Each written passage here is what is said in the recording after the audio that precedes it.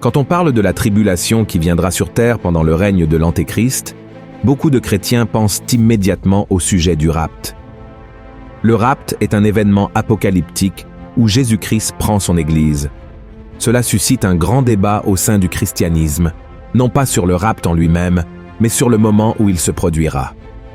Certains chercheurs pensent que le rapt aura lieu avant la période de tribulation. D'autres croient qu'il se produira à mi-chemin de cette période, c'est-à-dire après 3 ans et demi. Et le troisième groupe croit que les chrétiens feront face à tout, ce qui se passera pendant les 7 ans du règne de l'Antéchrist sur terre. La vérité est que beaucoup de gens ne savent pas grand-chose sur le rapt et finissent par créer de la confusion au sujet des événements de la fin des temps. C'est pourquoi, dans cette vidéo, je vais présenter les différents points de vue sur le rapt de l'Église.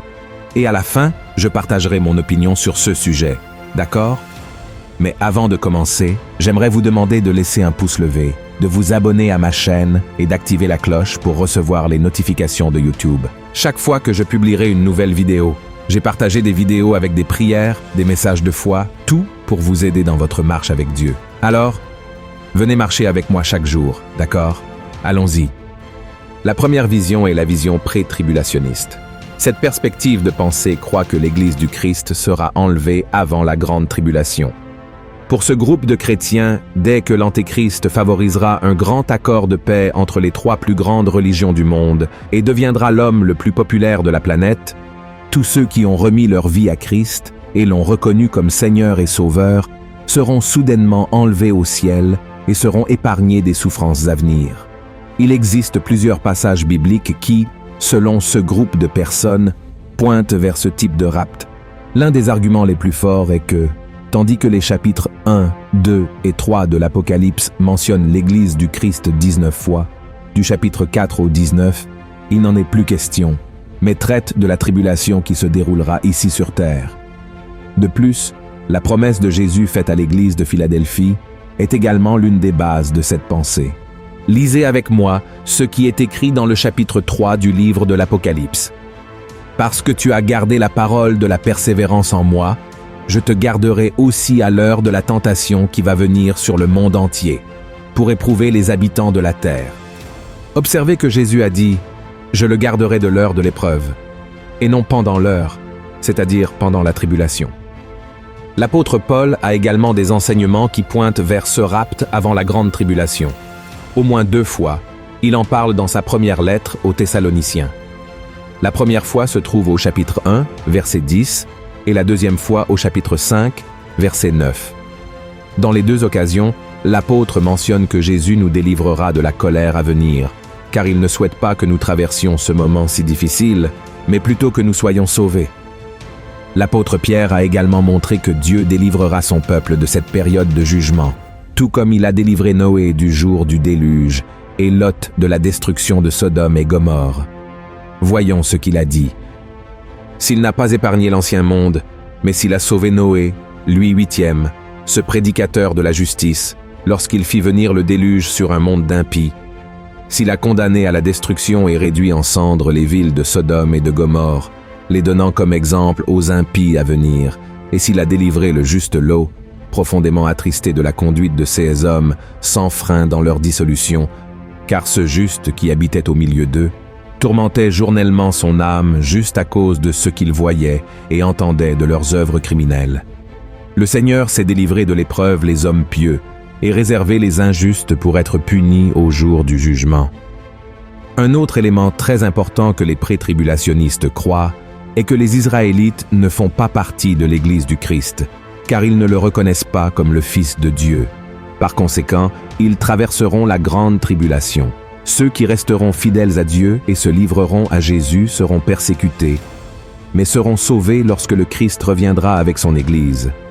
Voyons ce que le prophète Zacharie a dit qui se produira. L'Éternel paraîtra et il combattra ces nations, comme il combat au jour de la bataille. 16 pieds se poseront en ce jour sur la montagne des Oliviers, qui est vis-à-vis de Jérusalem du côté de l'Orient.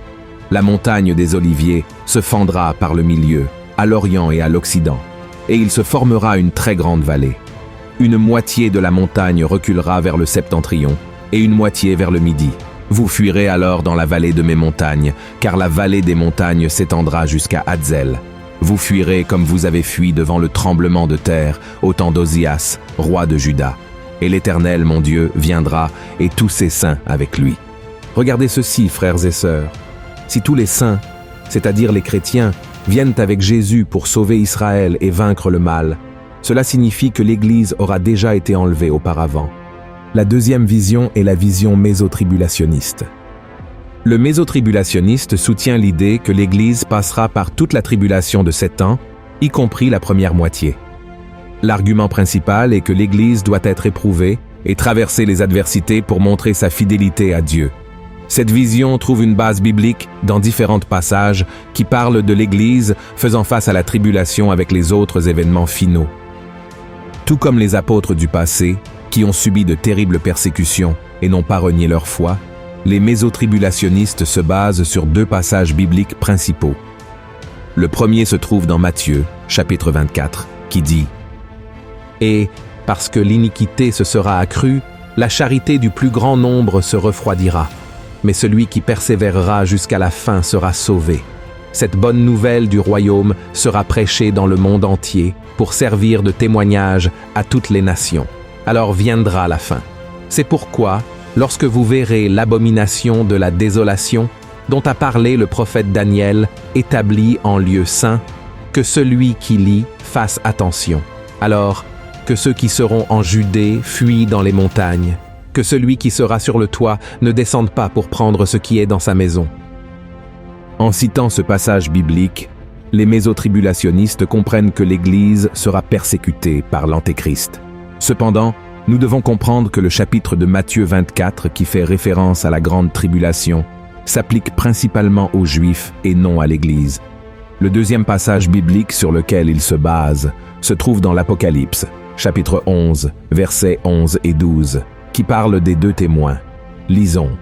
« Et ils entendirent du ciel une voix qui leur disait « Montez ici. » Et ils montèrent au ciel dans la nuée, et leurs ennemis les virent. À cette heure-là, il y eut un grand tremblement de terre, et la 10e partie de la ville tomba. 7000 hommes furent tués dans ce tremblement de terre, et les autres furent effrayés, et donnèrent gloire au Dieu du ciel. Ce chapitre de l'Apocalypse 11 parle des 2 témoins qui sont apparus dans la première moitié de la tribulation et ont prophétisé pendant 3 ans et demi. Ensuite, ils seront tués, ressusciteront et monteront au ciel, comme nous venons de le lire pour les mésotribulationnistes. C'est à ce moment que l'Église sera enlevée. Cependant, ce passage montre clairement que seuls les 2 témoins seront enlevés. La troisième vision est la vision post-tribulationniste. L'idée principale de ce courant est que l'Église du Christ ne sera pas enlevée avant ou pendant la période de la grande tribulation, mais traversera toutes les souffrances prévues dans la Bible pendant les 7 années qui précéderont le retour de Jésus et le jugement dernier. Ces personnes croient également que, aussi difficile que cela puisse être, les vrais chrétiens supporteront toute la douleur pendant ce temps, grâce au pouvoir et à la miséricorde de Dieu. Ils soutiennent que l'enlèvement aura lieu à la fin, ou près de la fin de la grande tribulation. L'Église rencontrera le Christ dans les airs, puis retournera sur terre pour le début du règne du Christ. En d'autres termes, l'enlèvement est la seconde venue de Jésus pour établir son royaume. Ces événements se produiront presque simultanément. Les post-tribulationnistes croient que la grande tribulation ne concerne pas seulement la colère de Dieu contre les pécheurs, mais aussi la colère de Satan contre les saints, qui sont l'Église du Christ. Lisons un passage de l'Apocalypse 13, souvent utilisé comme argument du post-tribulationnisme. La Bible dit « Si quelqu'un a des oreilles, qu'il entende. Si quelqu'un mène en captivité, il ira en captivité. Si quelqu'un tue par l'épée, il faut qu'il soit tué par l'épée. C'est ici la persévérance et la foi des saints. » Un autre argument des post-tribulationnistes est que Jésus, lorsqu'il a parlé de la fin des temps, a dit qu'il reviendrait après une grande tribulation. Et dans le livre de l'Apocalypse, avec toutes ces prophéties, il mentionne seulement une venue du Seigneur, et cela survient après la tribulation. De plus, la résurrection des morts, en Apocalypse 20, verset 5, est appelée première résurrection. Ils affirment donc que, puisque cette première résurrection survient après la tribulation, la résurrection associée au rapt, qui se trouve dans 1 Thessaloniciens, chapitre 4, verset 16, ne peut avoir lieu avant cela. En conclusion, si vous avez attendu jusqu'à maintenant pour savoir quelle est mon opinion sur le rapt de l'Église, je vais vous le dire. Je crois que nous, chrétiens, qui aimons Jésus et le servons de tout notre cœur, serons emmenés au ciel lorsque l'Antéchrist sera révélé, c'est-à-dire avant le début de la tribulation.